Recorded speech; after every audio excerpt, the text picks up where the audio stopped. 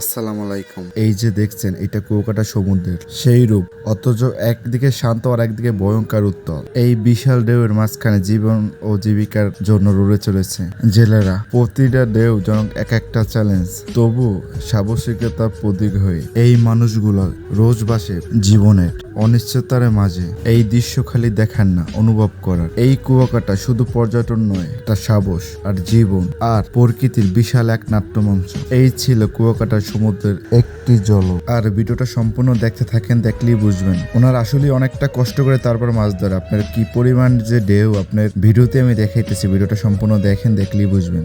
আর ভিডিওটা যদি ভালো লেগে থাকে তো ভিডিওতে লাইক, কমেন্ট, সাবস্ক্রাইব করে চ্যানেলের সাথেই থাকেন। ধন্যবাদ সবাইকে।